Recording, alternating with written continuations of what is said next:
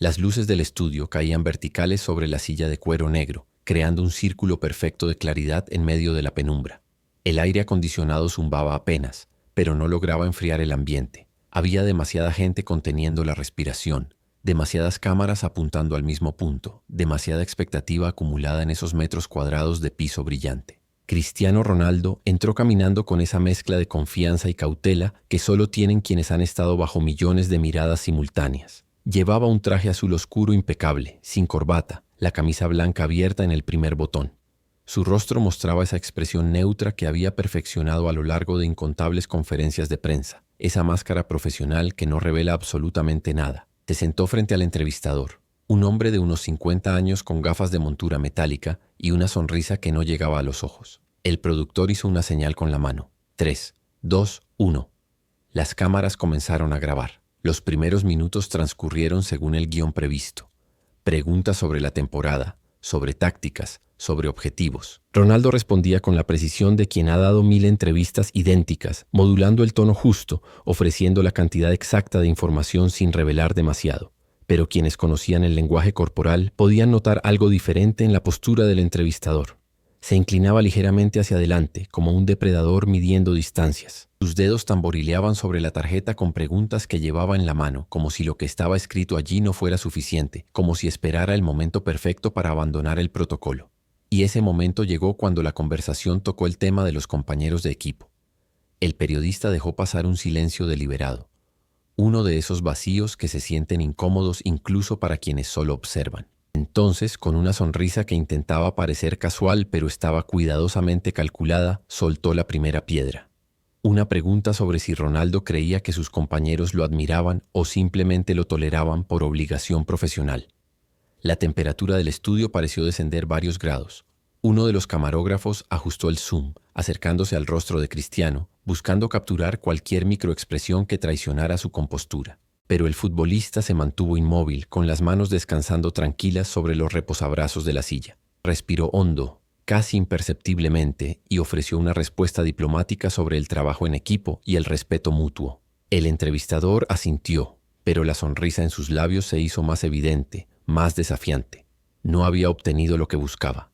No todavía. Dejó pasar otras 2 preguntas intrascendentes, creando una falsa sensación de normalidad antes de lanzar el segundo ataque. Esta vez fue más directo, más personal. Mencionó declaraciones supuestamente anónimas de jugadores que lo consideraban egoísta, que decían que buscaba su gloria individual por encima del bien colectivo. El tono seguía siendo educado, pero las palabras estaban diseñadas para herir, para provocar, para quebrar esa coraza de profesionalismo que Ronaldo había construido con años de experiencia. Los técnicos de sonido intercambiaron miradas incómodas. Esto no estaba en el plan acordado. La representante de Cristiano, una mujer delgada con traje gris que observaba desde las sombras al borde del set, dio un paso adelante, pero se detuvo. Sabía que intervenir solo empeoraría las cosas, solo confirmaría que la pregunta había dado en el blanco. Cristiano mantuvo la mirada fija en el entrevistador sin parpadear. Había algo nuevo en sus ojos, una chispa de algo que no era exactamente ira, sino reconocimiento. Reconocimiento de que esta no era una entrevista normal, de que había caído en una emboscada cuidadosamente planeada. Tomó el vaso de agua que descansaba en la pequeña mesa a su lado. Bebió un sorbo lento, deliberado, dándose tiempo para pensar, para calibrar su respuesta. Cuando habló, su voz salió firme, controlada, sin rastro de la indignación que probablemente sentía por dentro. Explicó que en el fútbol de élite siempre hay opiniones diferentes, que el éxito genera tanto admiración como envidia, que él se concentraba en su trabajo y dejaba que los resultados hablaran por sí mismos. Pero el entrevistador no había terminado. Ahora que había encontrado el punto sensible, presionó con más fuerza. Abandonó completamente el pretexto de cortesía profesional y adoptó un tono casi condescendiente, como si estuviera hablando con un niño al que hay que explicarle verdades incómodas. Preguntó si Ronaldo no se cansaba de tener que demostrar constantemente su valía, si no era agotador vivir con esa necesidad perpetua de validación, de ser el centro de atención. Insinuó que quizás todo ese esfuerzo por la perfección física, todas esas horas de entrenamiento extra, todas esas celebraciones elaboradas después de cada gol, no eran más que señales de una inseguridad profunda, de un vacío que ninguna cantidad de trofeos podría llenar. La pregunta flotó en el aire del estudio como humo tóxico, impregnando cada rincón, haciendo que todos los presentes se tensaran. Incluso los profesionales más curtidos del equipo técnico, personas que habían presenciado incontables entrevistas difíciles, sintieron la incomodidad trepar por sus espinas dorsales. Durante 3 segundos que parecieron 3 horas, Cristiano no dijo nada. Su rostro permaneció perfectamente quieto, pero algo había cambiado en la energía que emanaba de él. Ya no era la calma profesional de un atleta media trained hasta el extremo. Era algo más profundo, más peligroso, más real. Sus manos, que habían estado relajadas sobre los reposabrazos, se cerraron lentamente hasta formar puños, no de rabia sino de concentración, como un boxeador que mide a su oponente antes del golpe definitivo, como un jugador que reconoce el momento exacto en que debe ejecutar la jugada que cambiará el partido. El entrevistador, interpretando ese silencio como victoria, se recostó en su silla con satisfacción apenas disimulada, preparándose para lo que asumía sería una respuesta defensiva o una explosión emocional que daría titulares durante semanas. Pero no conocía realmente a la persona que tenía enfrente. No entendía que Cristiano Ronaldo no había llegado a donde estaba permitiendo que momentos como este lo definieran. Si estás escuchando esta historia y te preguntas cómo alguien mantiene la compostura bajo semejante presión, déjalo saber en los comentarios, porque lo que sucedió después fue una lección magistral de inteligencia emocional. Cuando Cristiano finalmente habló, lo hizo con una voz tan tranquila que obligó a todos en el estudio a inclinarse mentalmente hacia adelante para captar cada palabra. No levantó el tono, no mostró indignación, no cayó en ninguna de las trampas que le habían tendido. En cambio, agradeció al entrevistador por la pregunta, lo cual descolocó inmediatamente al periodista que esperaba defensividad. Dijo que encontraba fascinante cómo personas que nunca habían alcanzado nada excepcional en sus vidas se sentían calificadas para analizar la psicología de quienes sí lo habían hecho. Lo dijo sin acritud, casi con curiosidad genuina, como si realmente se preguntara por qué existía esa asimetría. Explicó que la gente que nunca había sentido la presión de 90.000 personas gritando su nombre, que nunca había tenido que convertir un penalti del que dependía un campeonato, que nunca había dedicado cada día de su existencia a la persecución de la excelencia, solía malinterpretar esa dedicación como inseguridad cuando en realidad era exactamente lo opuesto. Habló de cómo desde niño en Madeira, cuando no tenía más que un balón desinflado y un sueño que todos a su alrededor consideraban ridículo, había aprendido que el mundo se divide en 2 tipos de personas: aquellas que hacen y aquellas que comentan sobre los que hacen.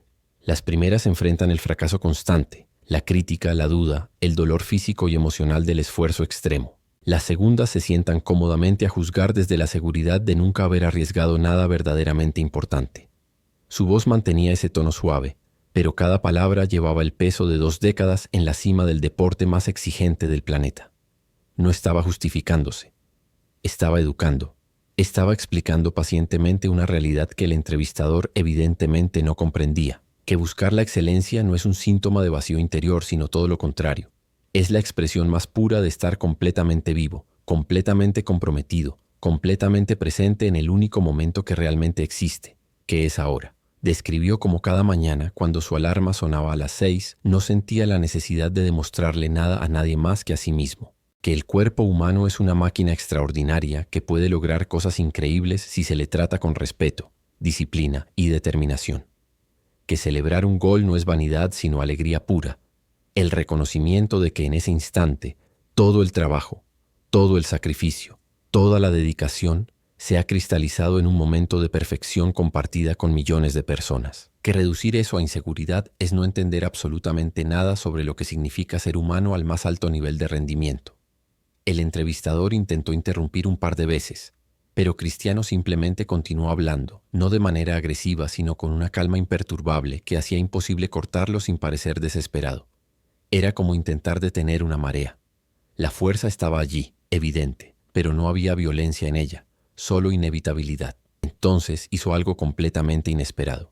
Se detuvo, dejó pasar un silencio breve, pero cargado de significado, y miró directamente a cámara. No al entrevistador. Habló directamente a las personas que estarían viendo esto, a los jóvenes que soñaban con algo más grande que sus circunstancias actuales, a cualquiera que alguna vez había sido cuestionado por atreverse a querer más. Les dijo que nunca dejaran que alguien que había aceptado la mediocridad les explicara por qué su ambición era problemática, que el mundo está lleno de personas que renunciaron a sus sueños y que ahora dedican su energía a convencer a otros de hacer lo mismo, porque la excelencia ajena es un espejo incómodo que refleja sus propias rendiciones, que la verdadera inseguridad no está en quien trabaja incansablemente para mejorar, sino en quien necesita disminuir los logros ajenos para sentirse mejor consigo mismo. La cámara capturó cada matiz de su expresión, la sinceridad absoluta en sus ojos, la ausencia total de actuación o cálculo. Este era Cristiano Ronaldo sin filtros, sin el personaje público, sin la marca comercial. Era el hombre real, hablando desde un lugar de autenticidad profunda. El estudio había quedado en un silencio tan completo que se podía escuchar el zumbido eléctrico de las luces. Nadie se movía. Los técnicos habían olvidado sus funciones, absortos en lo que estaban presenciando. La representante de Cristiano tenía una mano sobre su boca, no de horror sino de asombro. Esto no era un desastre de relaciones públicas, era algo completamente diferente. Era un momento de verdad captado en alta definición. El tipo de contenido que no se puede planificar ni manufacturar, que simplemente sucede cuando las circunstancias exactas se alinean. El entrevistador, quien minutos antes había estado recostado con suficiencia, ahora se veía visiblemente incómodo, cambiando de posición en su silla, ajustando sus gafas nerviosamente. Había venido preparado para un combate y se había encontrado con algo para lo cual no tenía estrategia. No había ira que explotar, no había ego frágil que pinchar. Solo había una verdad sólida como roca, expresada con una elocuencia que hacía que sus provocaciones previas parecieran infantiles en comparación. Cristiano continuó, ahora con un tono casi filosófico, reflexionando sobre la naturaleza del éxito y el precio que conlleva. Habló de las lesiones que había sufrido, de los momentos en que el dolor era tan intenso que cada paso era una negociación con su propia voluntad, de las noches antes de finales importantes cuando el sueño no llegaba, cuando la presión se sentía como un peso físico sobre el pecho, de los sacrificios que nadie ve, las fiestas a las que no asiste, las comidas que no puede disfrutar, las relaciones que se complican porque su vida no sigue ritmos normales. Explicó que cada persona que alcanza la cima en cualquier campo paga estos costos y que pretender que esos sacrificios son señales de patología es no entender que la grandeza siempre, absolutamente siempre, tiene un precio. La diferencia entre quienes la alcanzan y quienes no es simplemente la disposición a pagar ese precio sin quejarse, sin pedir simpatía, sin esperar que el mundo aplauda el esfuerzo si los resultados no llegan.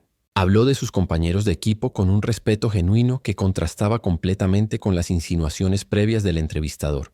Describió momentos específicos, jugadas que solo quienes entienden el fútbol al más alto nivel pueden apreciar, instantes de comunicación no verbal en el campo donde 11 hombres funcionan como un organismo único. Explicó que el individualismo y el colectivo no son opuestos en el fútbol de élite, sino que se alimentan mutuamente, que un jugador que se exige al máximo eleva el estándar de todos a su alrededor, no por demanda sino por ejemplo, que los verdaderos profesionales no se sienten amenazados por la excelencia de sus compañeros, sino inspirados por ella, y que quienes se quejan del éxito ajeno rara vez son los que contribuyen significativamente al éxito colectivo. Lo dijo sin nombrar a nadie, sin señalar, pero la lógica era irrefutable. El entrevistador intentó retomar el control lanzando otra pregunta sobre controversias pasadas, pero la dinámica había cambiado irreversiblemente. Ya no era él quien conducía la conversación. Cristiano había tomado las riendas y no las iba a soltar. ¿Desde qué país estás escuchando esta historia?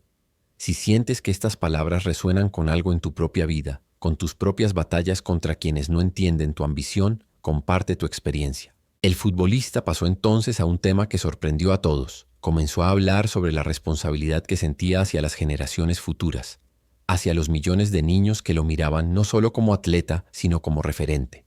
Describió el peso de esa responsabilidad, cómo cada acción suya, tanto en el campo como fuera de él, enviaba un mensaje, que mostrar disciplina, dedicación y respeto por el propio cuerpo no era vanidad sino un ejemplo de lo que el ser humano puede lograr cuando rechaza los límites que la sociedad intenta imponerle, que celebrar los triunfos sin disculparse por ellos era enseñarles a los jóvenes que está bien estar orgulloso del trabajo bien hecho, que la falsa modestia que niega el esfuerzo propio no es virtud sino cobardía, que enfrentar las críticas sin perder la compostura no es frialdad sino madurez emocional, una habilidad que serviría a cualquier persona en cualquier campo de la vida. Su voz había adquirido una cualidad casi hipnótica, las palabras fluyendo con una cadencia que mantenía a todos completamente absortos. Contó una historia de su infancia que pocos conocían, de un día específico cuando tenía 11 años y había faltado a la escuela para entrenar. Su maestro lo había confrontado frente a toda la clase al día siguiente, ridiculizándolo, diciéndole que estaba desperdiciando su futuro, persiguiendo un sueño tonto, que debería ser realista y prepararse para una vida normal, un trabajo normal. Recordó cómo se había sentido en ese momento, la vergüenza ardiendo en sus mejillas mientras sus compañeros se reían, la duda infiltrándose por primera vez en su determinación. Pero también recordó cómo esa noche, sentado en su pequeña habitación con pósters de sus ídolos en las paredes, había tomado una decisión, que iba a dejar que ese maestro y todas las personas como él que encontraría en su vida tuvieran razón o demostrara que estaban completamente equivocadas. No había término medio. Describió cómo esa humillación temprana se había convertido en combustible, cómo cada vez que alguien le decía que no podía, que no era suficiente, que debería conformarse, esas palabras se transformaban en energía pura que alimentaba su entrenamiento, su determinación, su negativa absoluta a aceptar limitaciones. La conexión con el momento presente era obvia para todos. Este entrevistador no era diferente de aquel maestro de hace 2 décadas. Otra persona cómoda en su mediocridad intentando convencer a alguien excepcional de que su excelencia era problemática. La diferencia era que el niño de 11 años había crecido, había enfrentado y superado desafíos que harían que cualquier periodista provocador pareciera insignificante en comparación. Había jugado lesionado en finales mundiales. Había convertido penaltis con el peso de naciones enteras sobre sus hombros. Había reconstruido su cuerpo después de lesiones que habrían terminado carreras menores. Había mantenido un nivel de rendimiento élite no por 1 año o 2, sino por décadas, algo estadísticamente casi imposible en un deporte tan exigente físicamente. ¿Y este hombre con su libreta de preguntas diseñadas para provocar pensaba que podía afectarlo? La ironía era tan evidente que casi resultaba cómica. Cristiano no lo dijo explícitamente, no necesitaba hacerlo. La comparación implícita era devastadora en su simplicidad.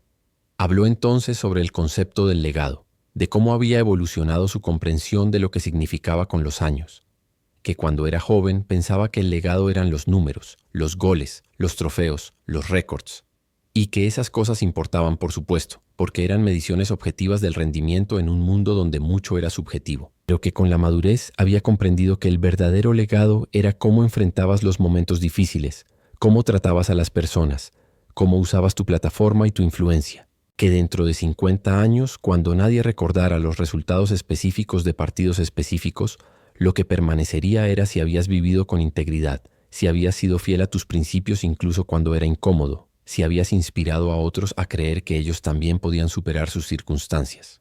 Este momento, esta entrevista que había comenzado como una emboscada, se había convertido en una oportunidad perfecta para demostrar exactamente eso, para mostrar que la verdadera fortaleza no está en la agresión sino en la calma, no en la venganza, sino en la dignidad, no en destruir al oponente, sino en elevarse por encima del conflicto. El entrevistador había quedado completamente desarmado. Sus preguntas preparadas, diseñadas para provocar reacciones emocionales que generaran titulares escandalosos, yacían inútiles en la tarjeta que sostenía con manos que ahora temblaban ligeramente. Intentó un último ataque, preguntando si Cristiano no consideraba que todo esto, esta respuesta elaborada, era simplemente otra forma de egocentrismo, de hacer que todo fuera sobre él. Fue un error fatal. Cristiano sonrió por primera vez en toda la entrevista. Una sonrisa pequeña, triste casi, de alguien que reconoce el último recurso desesperado de un adversario derrotado. Respondió con una pregunta propia. ¿Quién había elegido este formato de entrevista? ¿Quién había formulado las preguntas diseñadas para atacar su carácter? ¿Quién había convertido esto en una confrontación personal en lugar de una conversación profesional sobre fútbol? Dejó la pregunta flotando sin esperar respuesta, porque la respuesta era obvia para todos. Señaló que responder a acusaciones directas sobre tu persona no es egocentrismo, es autodefensa legítima. Que permanecer en silencio ante la difamación no es humildad sino complicidad con la mentira. Explicó que había aprendido a lo largo de años de exposición mediática extrema a distinguir entre críticas legítimas que podían ayudarlo a mejorar y ataques diseñados simplemente para generar controversia. Que las primeras las recibía con gratitud, analizándolas cuidadosamente, implementando cambios cuando tenían mérito. Que las segundas las reconocía por lo que eran y respondía con dignidad pero firmeza, porque permitir que la falsedad pasara sin desafío era establecer un precedente peligroso. Que el silencio ante la injusticia no es neutralidad, es elegir el lado del opresor, como dijo alguien mucho más sabio que él.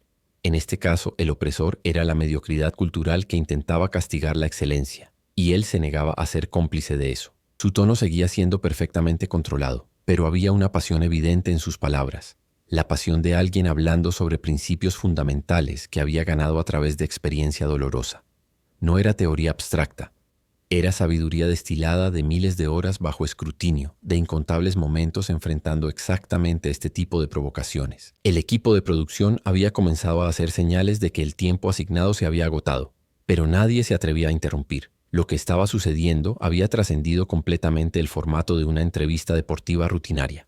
Esto era televisión cruda, honesta, el tipo de contenido por el cual las personas sintonizaban esperando capturar un destello de autenticidad en un mundo saturado de respuestas ensayadas y personalidades manufacturadas. Las cámaras seguían rodando, capturando cada segundo, conscientes de que estaban documentando algo especial. Cristiano miró su reloj, un gesto simple que indicaba que él también era consciente del tiempo, pero que terminaría en sus propios términos, no porque alguien más decidiera que ya era suficiente. Dijo que tenía una última cosa que quería compartir, mirando nuevamente directamente a cámara, ignorando completamente al entrevistador que ahora era irrelevante para la conversación.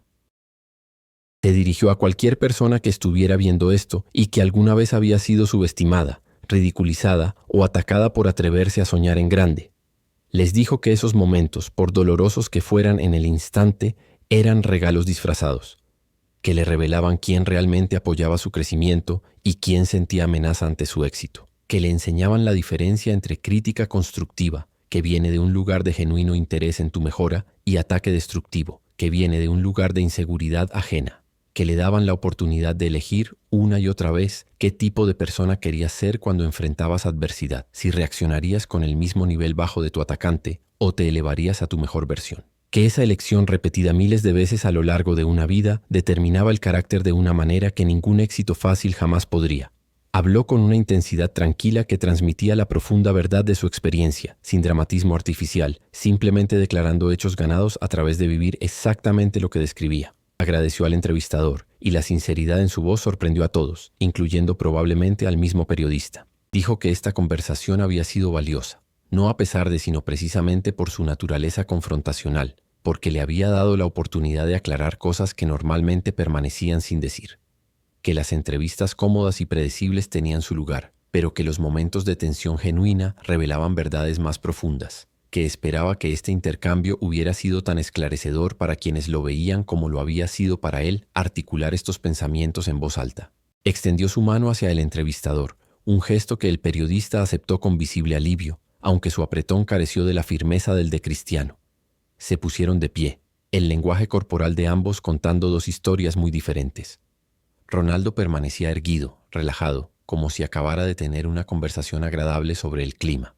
El entrevistador parecía haber envejecido varios años en la última hora, los hombros caídos, la energía agresiva del principio completamente evaporada. Suscríbete para descubrir más secretos del fútbol y de sus protagonistas, las historias que no se cuentan en las conferencias de prensa oficiales, los momentos que definen a las leyendas más allá de lo que sucede en el campo. Las luces del estudio se atenuaron.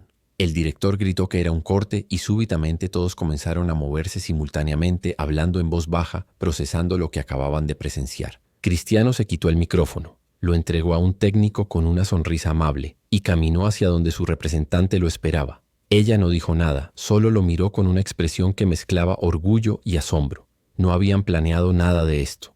No había guión para convertir una emboscada mediática en una declaración de principios. Eso había sido puro instinto, años de experiencia y una claridad sobre quién era y qué representaba que hacía imposible que cualquier provocación lo desviara de su centro. Mientras salían del estudio, varios miembros del equipo técnico se acercaron, no para pedir autógrafos o fotos, sino simplemente para estrechar su mano. Algunos con los ojos vidriosos, visiblemente conmovidos por lo que habían escuchado. Un camarógrafo veterano, un hombre de unos 60 años con décadas de experiencia, le dijo que había filmado miles de entrevistas y que nunca había visto nada remotamente parecido a lo que acababa de capturar. El video se publicó esa misma noche. La cadena, reconociendo que tenían algo extraordinario, lo subió completo a sus plataformas digitales sin editar ni un segundo. En cuestión de horas había comenzado a circular por redes sociales a una velocidad vertiginosa. No con el tipo de viralidad escandalosa que el entrevistador probablemente había esperado generar. No clips de 10 segundos sacados de contexto mostrando un momento de furia o arrogancia, sino enlaces al video completo con comentarios sobre la clase magistral de comunicación que representaba, sobre la lección de dignidad bajo presión, sobre cómo responder a provocaciones sin rebajarse al nivel del provocador. Periodistas deportivos que típicamente criticaban a Ronaldo escribieron columnas reconociendo la elocuencia y profundidad de sus respuestas. Psicólogos deportivos lo utilizaron en seminarios como ejemplo perfecto de inteligencia emocional aplicada. Entrenadores lo mostraron a sus equipos como ejemplo de cómo mantener la compostura cuando todo a tu alrededor intenta desestabilizarte. Pero quizás el impacto más profundo se sintió en lugares menos obvios. En escuelas de barrios difíciles, donde jóvenes que enfrentaban sus propias batallas contra sistemas que no creían en ellos, vieron a alguien que había salido de la pobreza responder a intentos de humillación con dignidad inquebrantable. En oficinas donde empleados ambiciosos que constantemente enfrentaban comentarios pasivo-agresivos sobre su ética de trabajo, encontraron validación de que no estaban locos, que la excelencia genuinamente molestaba a quienes habían elegido la mediocridad. En familias donde padres mostraron el video a sus hijos como ejemplo de que las palabras podían ser tan poderosas como cualquier acción física, que la inteligencia y la preparación eran armas más efectivas que la agresión. Las vistas alcanzaron decenas de millones en días, pero los números no capturaban el verdadero impacto, las conversaciones que generó, las reflexiones personales que provocó, las decisiones que influyó. El entrevistador, curiosamente, también se volvió viral, pero no de la manera que había anticipado. Su nombre se convirtió en un meme, un símbolo del fenómeno de personas que confunden provocación con periodismo, que buscan generar controversia sin tener la profundidad para manejar las respuestas que reciben. Análisis detallados de su lenguaje corporal circularon, mostrando cómo su confianza inicial se había erosionado progresivamente hasta convertirse en incomodidad evidente. Compilaciones de sus interrupciones fallidas, sus intentos cada vez más desesperados de retomar el control de una conversación que se le había escapado completamente. No hubo celebración maliciosa en esto, más bien una especie de lección colectiva sobre los peligros de subestimar a tu oponente, de confundir fama con profundidad, de asumir que alguien que normalmente ofrece respuestas medidas es incapaz de mucho más. La cadena que había producido la entrevista enfrentó preguntas incómodas sobre si habían instruido al periodista a ser deliberadamente provocador, si esto era periodismo legítimo o simplemente entretenimiento sensacionalista disfrazado de profesionalismo. Semanas después comenzaron a surgir historias de trasfondo. Miembros del equipo de producción filtraron que el entrevistador había pasado días preparándose específicamente para esta conversación, investigando cada controversia pasada, cada comentario que pudiera ser interpretado como arrogante, construyendo un arsenal de munición diseñada para provocar. Que había estado convencido de que conseguiría a Cristiano en un momento de pérdida de control, que capturaría ese instante donde la máscara se resquebrajaba y el ego salía, que la estrategia completa había sido diseñada alrededor de esa expectativa, de crear un momento viral de confrontación. Lo que no había considerado era la posibilidad de que no hubiera máscara que resquebrajar, que lo que veía en conferencias de prensa no era contención forzada de un ego frágil, sino simplemente profesionalismo aplicado por alguien que había internalizado profundamente sus valores. Que atacar a alguien con esa claridad sobre sí mismo no generaría el colapso emocional esperado, sino una articulación aún más clara de esos principios fundamentales. Meses después, en un giro irónico, el entrevistador fue invitado a varios programas de televisión para discutir precisamente esa entrevista. Había tenido tiempo para procesarla, para ver los millones de comentarios, para reflexionar sobre lo que había sucedido. En su crédito, mostró una humildad genuina en estas apariciones posteriores. Admitió que había ido preparado para una confrontación, pero había salido educado. Que su comprensión de Ronaldo, y francamente de la naturaleza de la excelencia en general, había sido superficial y basada en clichés más que en verdadera investigación o comprensión. Que el episodio le había enseñado la diferencia entre hacer preguntas difíciles, que es el trabajo de cualquier buen periodista, y hacer preguntas diseñadas para humillar, que es simplemente crueldad disfrazada de profesionalismo. No todos le creyeron, algunos pensaron que era simplemente control de daños, pero otros reconocieron los signos de alguien genuinamente reflexionando sobre un error público significativo. La controversia había terminado su carrera como periodista deportivo de alto perfil, pero curiosamente lo había llevado a un trabajo que parecía más adecuado para él, enseñando ética en comunicación en una universidad, usando su propia experiencia como caso de estudio. Para Cristiano, el incidente se convirtió en una nota al pie en una carrera ya llena de momentos definitorios, pero quienes lo conocían bien notaron un cambio sutil después.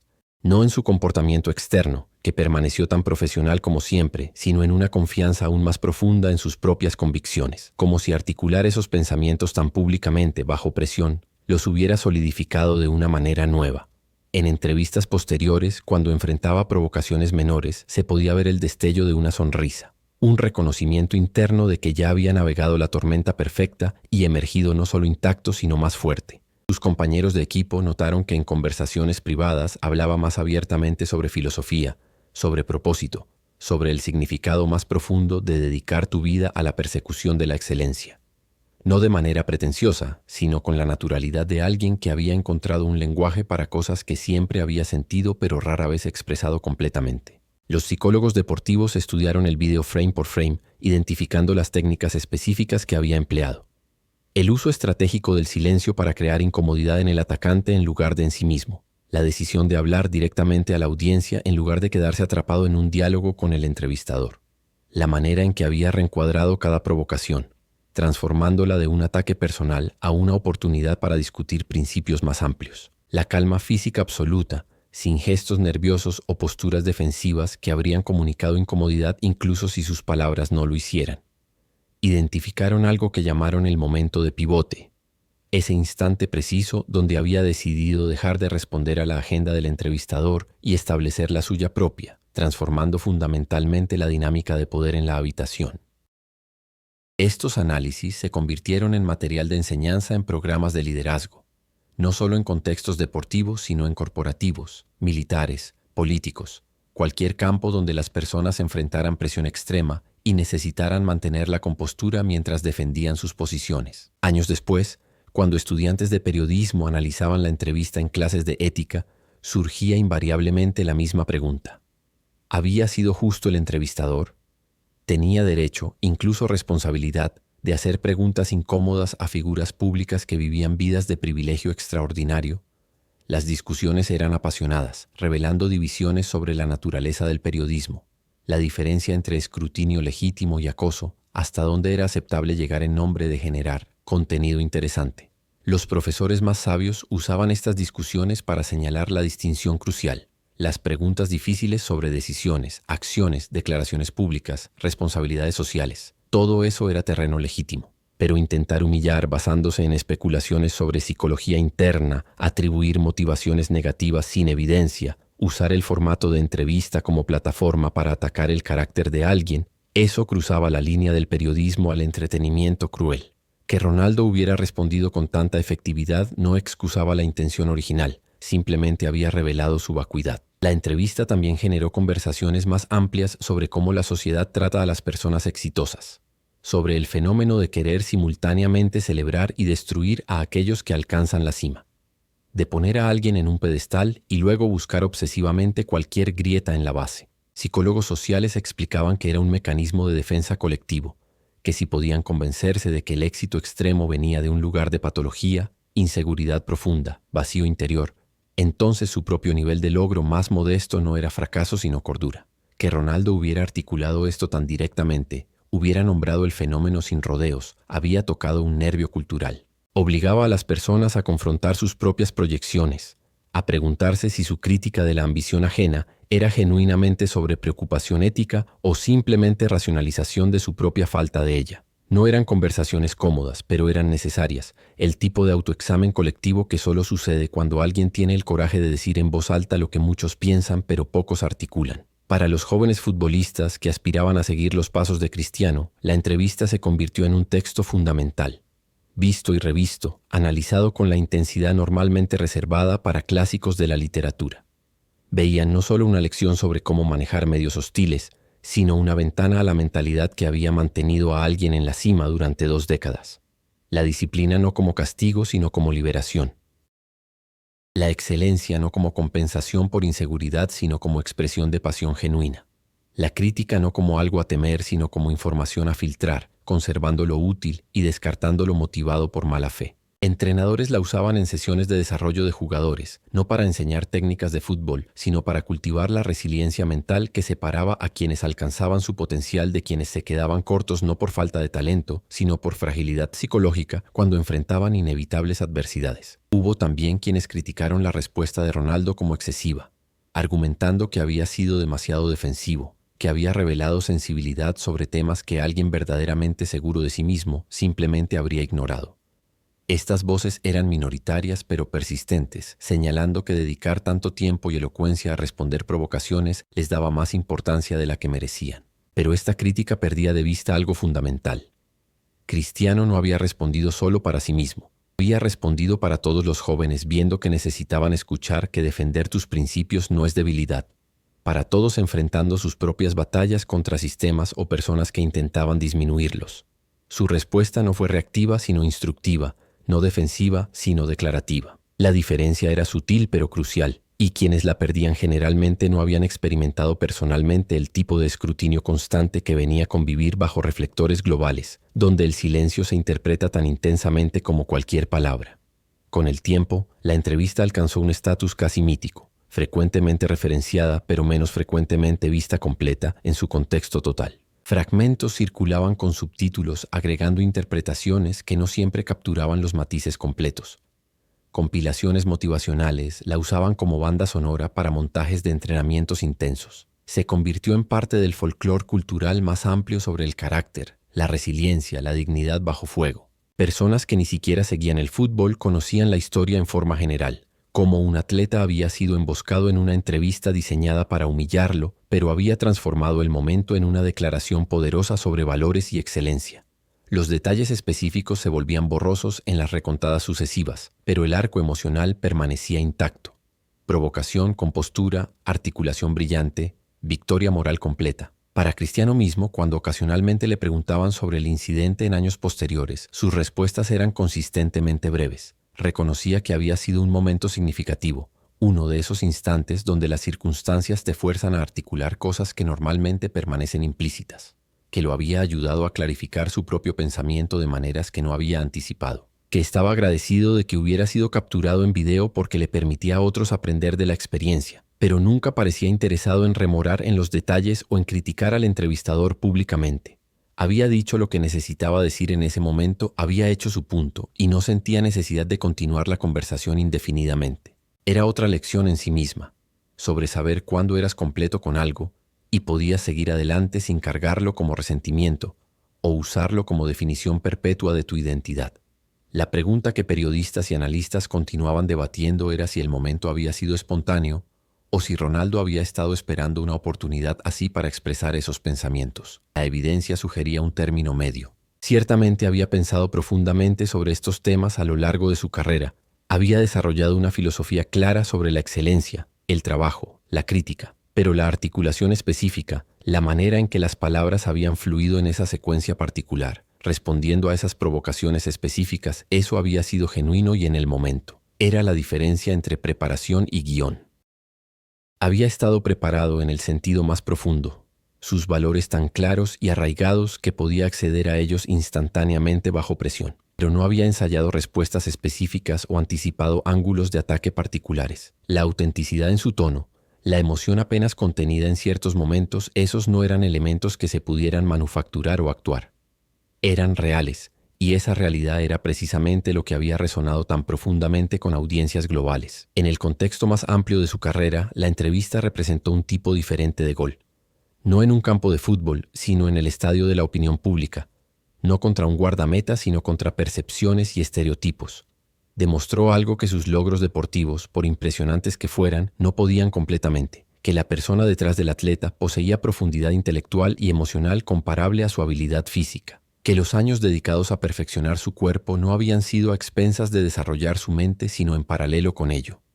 Que podías ser simultáneamente el mejor en tu campo y una persona reflexiva, articulada, capaz de defender tus principios con la misma excelencia que traías al deporte. Esta fue quizás la lección más importante para las generaciones más jóvenes, que la especialización extrema no requería convertirse en unidimensional, que podías y debías cultivar múltiples aspectos de tu ser humano, incluso mientras perseguías maestría en uno. Las luces del estudio se habían apagado hace mucho. El set había sido desmontado y reutilizado para docenas de otras grabaciones. El entrevistador había pasado a otras cosas, llevando las lecciones aprendidas a una nueva fase de su carrera. Cristiano había jugado cientos de partidos más, había roto más récords, había enfrentado y superado nuevos desafíos. Pero ese momento, capturado en alta definición y preservado digitalmente para siempre, continuaba viviendo. Continuaba siendo descubierto por nuevas audiencias, continuaba generando conversaciones, continuaba sirviendo como recordatorio de que a veces las batallas más importantes que peleamos no son contra oponentes externos, sino contra las versiones de nosotros mismos que permitirían que las provocaciones de otros nos definieran.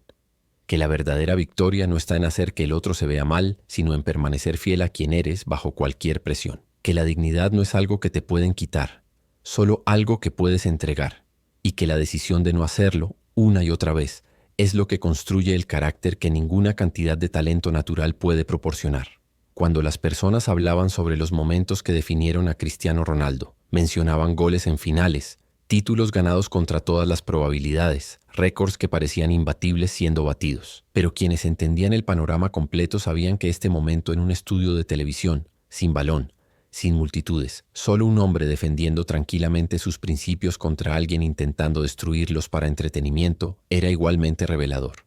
Quizás más porque en el campo él tenía el apoyo de compañeros, la adrenalina de la competencia, años de entrenamiento muscular específico para esos escenarios. Aquí estaba con solo su claridad sobre sí mismo como escudo, con solo sus palabras como armas, enfrentando algo para lo cual no hay entrenamiento formal, pero que todos enfrentamos en alguna forma.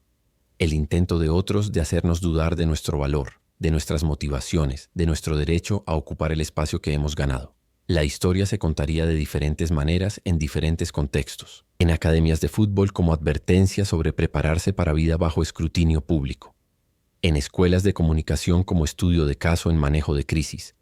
En sesiones de desarrollo de liderazgo como ejemplo de inteligencia emocional aplicada.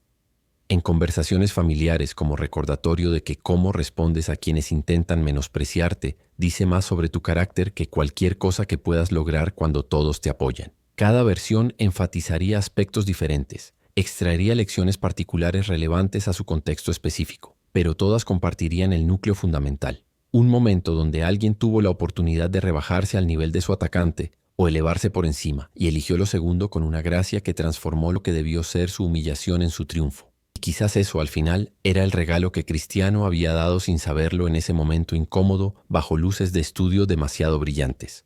La demostración de que no tenemos que aceptar los términos que otros establecen para nosotros. Que cuando alguien intenta arrastrarnos a una pelea en el barro, podemos simplemente rehusarnos a descender, podemos mantener nuestro terreno elevado y responder desde allí. Que la provocación solo tiene poder si le permitimos cambiar quiénes somos, y que la decisión de no permitirlo es una victoria que nadie puede quitarnos sin importar cómo intenten reinterpretar o contextualizar lo que sucedió.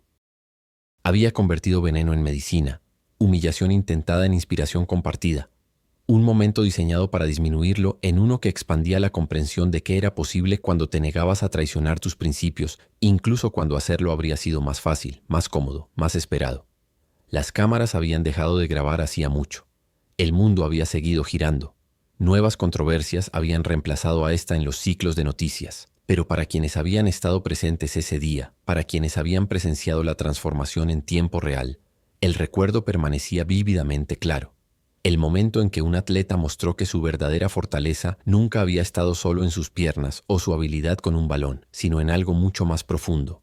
En una claridad sobre quién era y qué representaba que ninguna provocación podía erosionar, en una dignidad que no necesitaba defender porque simplemente era, tan fundamental a su identidad como respirar, y en la sabiduría de saber que a veces la respuesta más poderosa a quienes intentan hacerte pequeño es simplemente rehusarse a encogerse, pararte en tu verdad completa y dejar que tu vida hable más fuerte que las voces de quienes nunca han caminado tu camino, ni pagado tu precio, ni ganado tu perspectiva a través del fuego de la experiencia real. Esa fue la lección. Ese fue el momento.